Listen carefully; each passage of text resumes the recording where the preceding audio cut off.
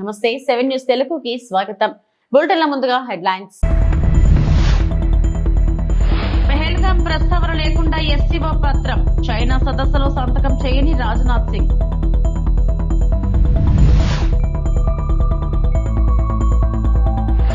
అఖండ గోదావరి ప్రాజెక్టుకు శంకుస్థాపన చేసిన గజేంద్ర సింగ్ షెకావత్ మరియు డిప్యూటీ సీఎం పవన్ కళ్యాణ్.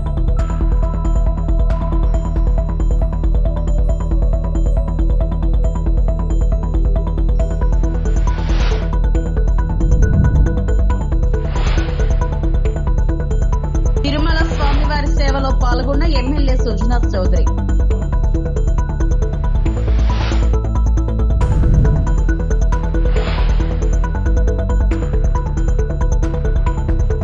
చైనాలో జరిగిన సాంఘిక సహకార సంస్థ ఎస్సీఓ సదస్సులో ఉగ్రవాదులు వారి మద్దతుదారులకు భారత్ గట్టి హెచ్చరిక జారీ చేసింది. ఎస్సీఓ సంయుక్త ప్రకటనలో బలోచిస్తాన్ పేరును పేర్కొన్న చైనా పెహల్గాం ఉగ్రదాడి అంశాన్ని చేర్చకపోవడంపై తీవ్రంగా స్పందించింది. ఎస్సీఓ సంయుక్త ప్రకటనపై సంతకం చేసేందుకు నిరాకరించింది. అంతకుముందు చైనాలో జరిగిన సాంఘిక సహకార సంస్థ సదస్సులో మాట్లాడిన రాజ్నాథ్ సింగ్ శాంతి, శ్రేయస్సు, ఉగ్రవాదం కలిసి ఉండలేవన్నారు. ఉగ్రవాదులను వారికి ఆర్థిక సాయంతో పాటు మద్దతు ఇచ్చేవారిని బాధ్యులను చేయాలని సూచించారు. ఉగ్రవాదం ముప్పును ఎదుర్కొనే విషయంలో ద్వంద్వ ప్రమాణాలు ఉండకూడదని చైనాకు చురకలు అంటించారు. కొన్ని దేశాలు ఉగ్రవాదులకు ఆశ్రయం కల్పించేందుకు సీమాంతర ఉగ్రవాదాన్ని విధానంగా మార్చుకున్నాయని పాకిస్తాన్ పేరు ఎత్తకుండా రాజ్నాథ్ ఆరోపణలు చేశారు. ఈ ప్రాంతం శాంతి భద్రతలు, అవిశ్వాసం అనే అతిపెద్ద సవాలును ఎదుర్కొంటుందన్నారు. రాడికలిజం, తీవ్రవాదం, ఉగ్రవాదం పెరగటమే సమస్యలకు మూలమని రాజ్నాథ్ సింగ్ తేల్చి చెప్పారు.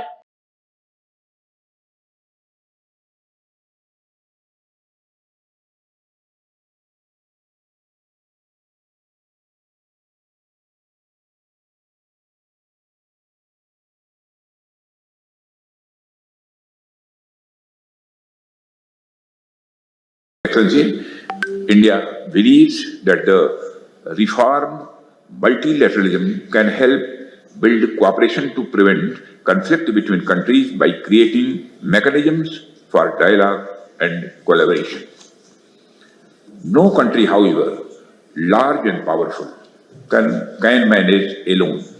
In fact, the very idea of the global order, or indeed of multilateralism, is the assumption that nations have to work with each other for their mutual and the collective benefit.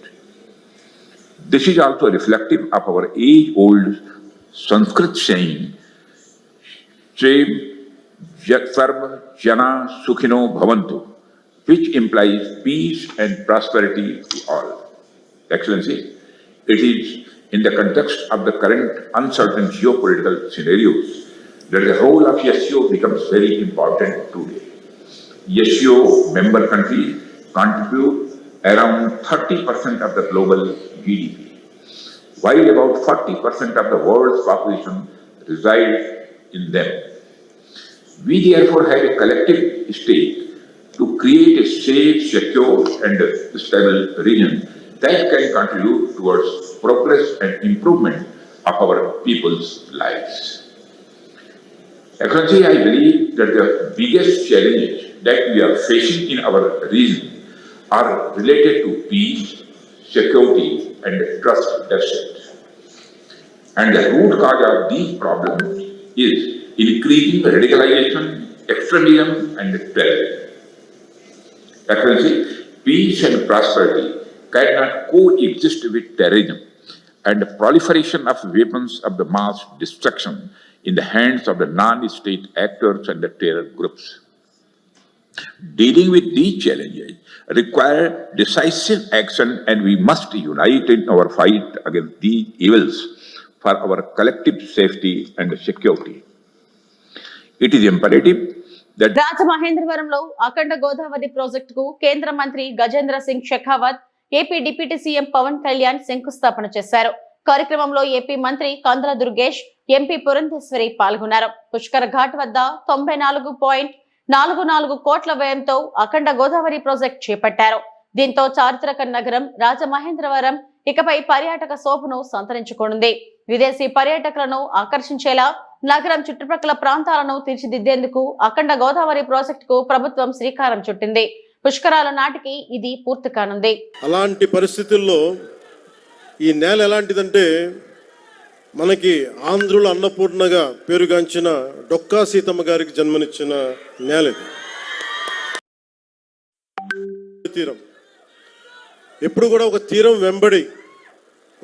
వెంబడి ఎప్పుడు నాగరికత ఉన్న చోట భాష అన్నీ ఎదుగుతాయి.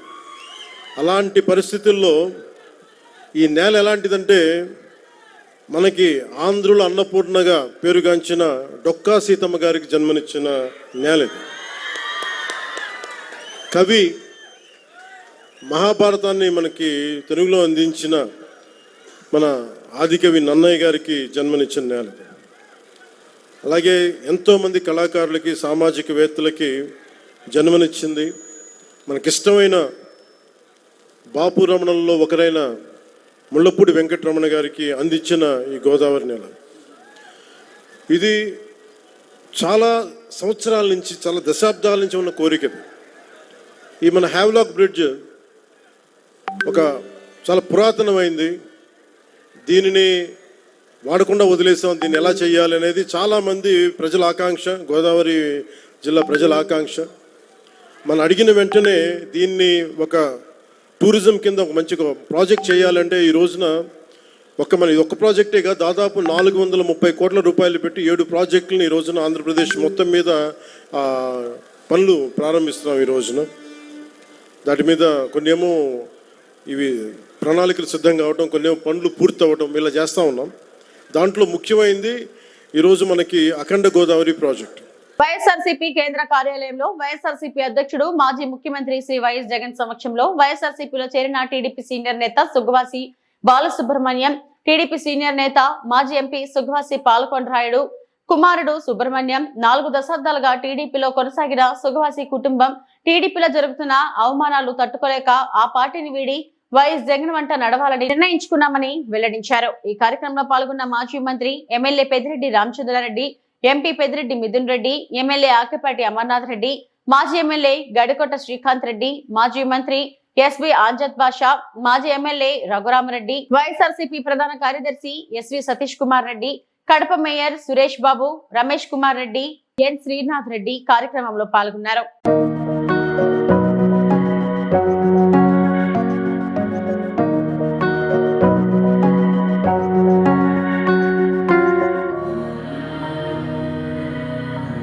తిరుమల శ్రీ వెంకటేశ్వర స్వామివారిని Vijayawada west MLA Sujana Chowdary దర్శించుకున్నారు. గురువారం ఉదయం వీఐపీ విరామ సమయంలో కుటుంబ సభ్యులతో కలిసి స్వామివారి సేవలో పాల్గొని మొక్కులు చెల్లించుకున్నారు. దర్శనం అనంతరం ఆలయ లంగనాయకుల మండపంలో వేద పండితులు వేదాశీర్వచనం అందించగా ఆలయ అధికారులు శ్రీవారి తీర్థ ప్రసాదాలు అందజేసి పట్టు వస్త్రంతో సత్కరించారు.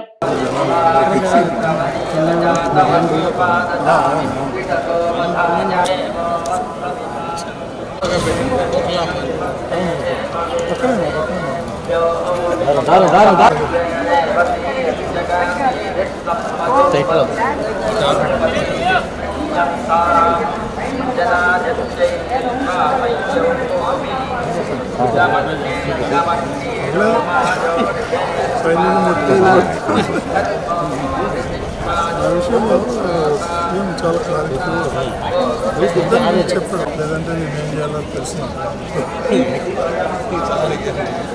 జీవితంలో ఎవరికి చెప్పలేదు. నాకు తెలిసి 40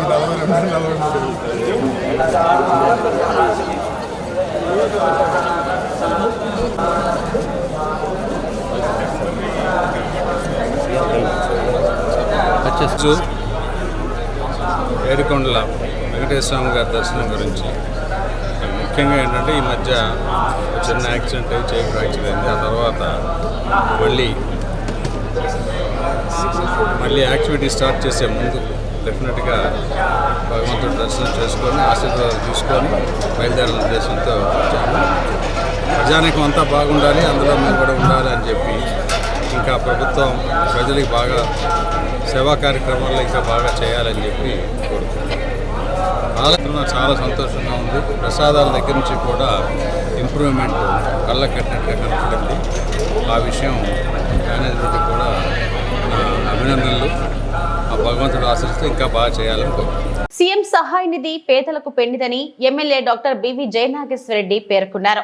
కర్నూలు జిల్లా ఎమిగ్నూర్ పట్టణంలో గురువారం స్థానిక కర్ణి కళ్యాణ మండపంలో నియోజకవర్గ పరిధిలోని సీఎం రిలీఫ్ ఫండ్ లబ్ధిదారులకు పంపిణీ చేశారు. ఈ సందర్భంగా ఎమ్మెల్యే మాట్లాడుతూ వైద్య పరంగా ఆపదలో ఉన్న వారికి సకాలంలో చికిత్స కోసం అందిస్తున్న నిధులు సద్వినియోగం చేసుకోవాలన్నారు. పార్టీలకు అతీతంగా కేవలం అర్హతే ఆధారంగా సీఎం రిలీఫ్ ఫండ్ నిధులు అందిస్తున్నారన్నారు. ఈ కార్యక్రమంలో టీడీపీ నాయకులు, కౌన్సిలర్లు, కార్యకర్తలు తదితరులు పాల్గొన్నారు. పార్టీలో ఉండి సభ్యత్వం ఒక్క గంట లేట్ అయింది బాబు.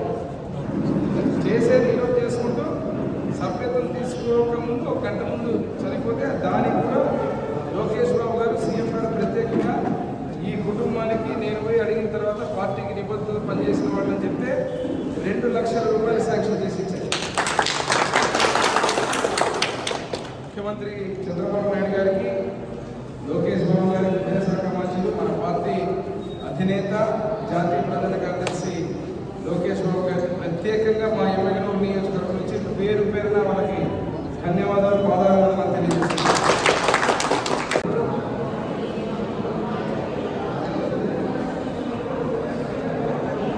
దాదాపుగా ఈరోజు 12 చెక్కులు 3 మండలాలు పట్టణంలో 9,35,000 పైసలు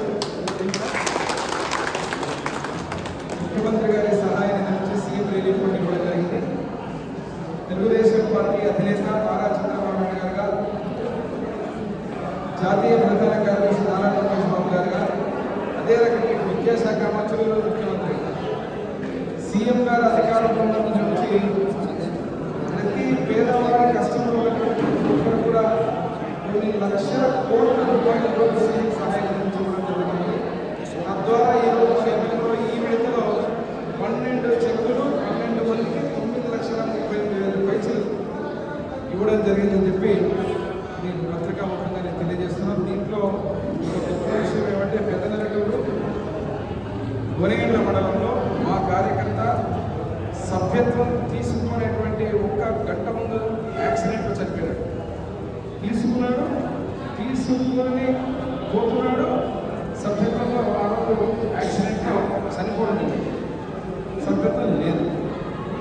ఒక పక్క సీఎం రిలీఫ్ ఫండ్ పేరు మీద సభ్యత్వం లేనప్పుడు ఇవ్వలేరు కాబట్టి ముఖ్యమంత్రి గారు నారా లోకేష్ బాబు గారు పెద్ద దయాత్మకంతో నేను పోయి అడిగిన తర్వాత 2 లక్షల రూపాయల కుటుంబానికి ఈ విషయాన్ని ఎందుకు చెప్తున్నానంటే తెలుగుదేశం పార్టీ అధికారం ఉన్న తెలుగుదేశం పార్టీ కుటుంబాన్ని కూడా కష్టం వస్తే ఈరోజు ఒక కుటుంబం పెద్దగా ఆదుకునేటువంటి నాయకులు మన పార్టీ అధినేతలు నారా చంద్రబాబు నాయుడు గారు, నారా లోకేష్ బాబు గారిని మళ్ళీ మరొకసారి గుర్తు చేస్తూ వారికి మా ఎమ్మెల్యేలు నియోజకవర్గం తరఫున ప్రత్యేక ధన్యవాదాలు తెలియజేస్తున్నాను. 10,000 మంది రిటైర్డ్ ఉద్యోగులకు రిటైర్మెంట్ తర్వాత ఇచ్చే వాళ్ళ డబ్బులు కూడా వాళ్లకు ఇవ్వకుండా ఇబ్బంది పెడుతున్న కాంగ్రెస్ సర్కార్. డబ్బులు రాక రిటైర్డ్ ఉద్యోగుల్లో రోజుకొకరు చనిపోతున్నారు. ఇటీవలనే సోమిరెడ్డి అనే రిటైర్డ్ ప్రధాన ఉపాధ్యాయుడు డిఈఓ కార్యాలయం దగ్గరే గుండెపోటుతో చనిపోయారు. ఈ మరణాలు రేవంత్ ప్రభుత్వ హత్యలే. బడా కాంట్రాక్టర్లకు బిల్లులు ఆపైన ప్రభుత్వం వెంటనే చెల్లించాలని డిమాండ్ చేసిన మాజీ మంత్రి వి శ్రీనివాస్ గౌడ్. 10,000 మంది తర్వాత నీకు వస్తుంది, నీకు ఇప్పుడే డబ్బులు రావంటే బీపీ ఎక్కువైపోయి చెప్పిన ఆ డిఓ ఆఫీస్ దగ్గరనే కుప్పగూలిపోయాడు. ఆయన డబ్బులు కడుతుంటే, అప్పు తెచ్చి డబ్బులు కడుతుంటే మళ్ళీ ఈ అప్పుని ఎట్లా తీర్చాలి, ఏ పైసలు వస్తాయో రావు అని చెప్పి టెన్షన్స్తో, అందరి ముందర టెన్షన్స్తో గుండాకి చచ్చిపోయాడు. ఆయన రోజుకొకరు చనిపోతున్నారు. వాళ్ళ డబ్బులు వాళ్ళకి ఇవ్వడానికి ఇవ్వకుండా రిటైర్డ్ అయిన 10,000 మందిని చంపుతా ఉన్నారు. ఏ ఉద్యోగి ఇట్లా గుండాకి చచ్చిపోయినా అది ప్రభుత్వ హత్యగానే మేము భావిస్తాం. గుర్తుపెట్టుకోండి. 35-40 సంవత్సరాలు ప్రభుత్వంలో ఉద్యోగం చేసి ప్రభుత్వాలను నడిపి కష్టపడి ఇలా రోగాలతో రిటైర్డ్ అయిపోయి ఆ రోగాల డబ్బులు లేక చనిపోయే సందర్భాలు ఉన్నాయి. పెద్ద పెద్ద కాంట్రాక్ట్ బిల్లు ఆపండి, మేము పెట్టినటువంటి రైతు బంధు పైసలు 3 కాంట్రాక్టులకు ఇచ్చేసారు, 1,000 కోట్ల రూపాయలు. ఆ పైసలు ఇచ్చినా వీళ్ళందరూ బతికేటోళ్ళు. ప్రభుత్వము ఉద్యోగుల జీతాలు వాడుకొని ఇప్పటి వరకు 1,300 కోట్ల రూపాయలు వాడుకున్నారు. వాళ్ళ భవిష్యత్తు ఏం కావాలా, రేపు వాళ్ళ పరిస్థితి ఏం కావాలా? 2.5 లక్షల మంది ఉన్నారు. ఈ రోజుకు 2.5 లక్షల మంది ఉద్యోగులతో జీవితాలతో చిలగాట మారుతున్నారు. రిటైర్మెంట్ అయిన ఉద్యోగులతో జీవితాలతో చిలగాట మారుతున్నారు. రిటైర్మెంట్ అయిన బెనిఫిట్స్ ఇవ్వలేదు. ఇవాళ ఏం చెప్తున్నారంటే వాళ్ళకు గవర్నమెంట్కు ఫ్రీగా ఇస్తున్నట్లు, దానం చేస్తున్నట్లు, దత్తత ఇస్తున్నట్లు ఇలా ఉద్యోగులను బదనాలు చేస్తూ ఉన్నారు. వీళ్ళ పైసలు వీళ్ళకి ఇవ్వడానికే మీరు ఇంతకాలం చేస్తున్నారంటే ఇక కొత్త హామీలు ఎక్కడైతే అని చెప్పి మేము ప్రశ్నిస్తూ ఉన్నాం. ఏ ఒక్క ఉద్యోగి చనిపోయినా మీదే బాధ్యత అని చెప్పి మీ ద్వారా తెలియజేస్తాం. శ్రీకాళహస్తిలో డొక్క సీతమ్మ అన్నదాన కార్యక్రమం. శ్రీకాళహస్తిలో ఆర్టీసీ బస్టాండ్ సర్కిల్ నందు పేటా బ్రదర్స్ ఆధ్వర్యంలో 50వ వారం శ్రీమతి డొక్క సీతమ్మ అన్నదాన కార్యక్రమంను పవన్ కళ్యాణ్ ఆశయాల కృషి కోసం పనిచేసే జనసేన నాయకులు నిర్వహించడం జరిగింది. ఈ కార్యక్రమానికి ముఖ్య అతిథిగా జనసేన పార్టీ రాష్ట్ర అధికార ప్రతినిధి కీర్తన పాల్గొన్నారు. ఈ సందర్భంగా శ్రీమతి కీర్తన డొక్క సీతమ్మ అన్నదాన కార్యనిర్వాహకులు అయిన పేటా బ్రదర్స్ ని అభినందించడం జరిగింది. మీలాంటి వాళ్ళ కృషి చాలా అభినందనీయమని ఆమె సంతోషం వ్యక్తం చేశారు. ఈ కార్యక్రమంలో జనసేన పార్టీ రాష్ట్ర అధికార ప్రతినిధి శ్రీమతి కీర్తన, ఉమ్మడి చిత్తూరు జిల్లా కార్యదర్శి కొట్టే సాయి, జనసేన నాయకులు కుమార్, విజయ్, మాధవ, మహేష్, తేజ, గంధం శ్రీను తదితరులు పాల్గొన్నారు. ఆదిలాబాద్ జిల్లా జైంద్లో రోడ్డెక్కిన గిరిజనులు. ఏకదాటిగా కురుస్తున్న వర్షాలతో మునిగిన ఇళ్లు. రోడ్డు విస్తరణ పనుల్లో భాగంగా ఎత్తు పెంచి రోడ్డేసిన అధికారులు. ఫలితంగా వర్షపు నీరు ఇళ్లలోకి చేరిందంటూ బాధితుల ఆవేదన.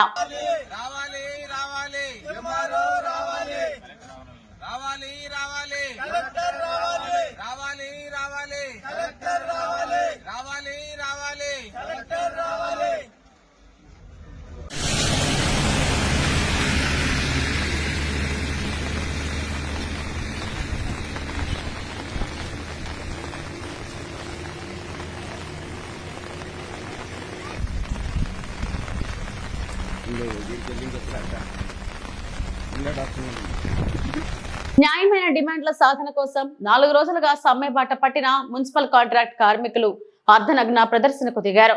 పశ్చిమ గోదావరి జిల్లా నర్సాపురం మున్సిపల్ కార్యాలయం వద్ద జాయింట్ యాక్షన్ కమిటీ ఆధ్వర్యంలో కార్మికులు అర్ధనగ్న ప్రదర్శనతో మోకాళ్లపై కూర్చొని నిరసన వ్యక్తం చేశారు.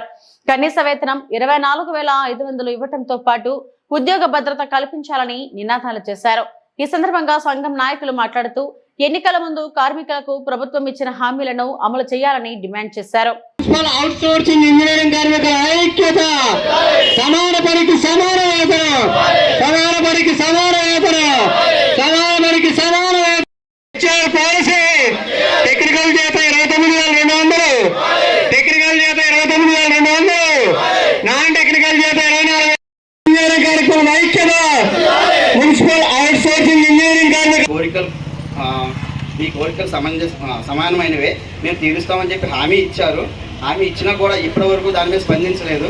మేము మొన్న చెప్పినట్టుగానే 28వ తారీఖు వరకు కూడా ఇక్కడ మేము వాటర్ సప్లై కానీ వీధి దీపాలు కానీ సమ్మెలో ఉంటూనే వాటికి జనాలకు ఇబ్బంది కలగకుండా చేస్తున్నాము. ఇప్పటివరకు కూడా గవర్నమెంట్ దానిపై స్పందన లేదు. 28 నుంచి వాటర్ సప్లై వీధి దీపాలు కూడా పూర్తిగా సమ్మెలోకి వస్తున్నామని తెలియజేస్తున్నాము. అంతేకాకుండా మా జీతాలు పెంచడం విషయంలో అశ్రద్ధ వహిస్తున్న గవర్నమెంట్ని మేము గవర్నమెంట్ మీద ఏ విధంగా కోపం లేదు మాకు. కాకపోతే ఏంటంటే ఒకటే బాధ, మాకు 13,000తో మేము ఎలా బతికేది? 13,000 ఇస్తూ కూడా మాకు సంక్షేమ పథకాలు అమలు చేయట్లేదు. దానివల్ల మేము చాలా ఇబ్బంది పడుతున్నాం, మా ఫ్యామిలీస్ కూడా ఇబ్బంది పడుతున్నాయని గవర్నమెంట్ వారికి తెలియజేసుకుంటున్నాం. మేము పడే బాధలు 13,000కి ఎలా ఉంటాయనేది వర్ణించలేనిది. మీరు అర్థం చేసుకుని మాకు మా కుటుంబాలకి గవర్నమెంట్ సాయం చేసి మా జీతాలు పెంచి, గత గవర్నమెంట్లో జీతాలు పెంచడం జరగలేదు, అలాగే మాకు వచ్చే అమ్మఒడి కానీ ఇవన్నీ కూడా తీసేయడం జరిగింది.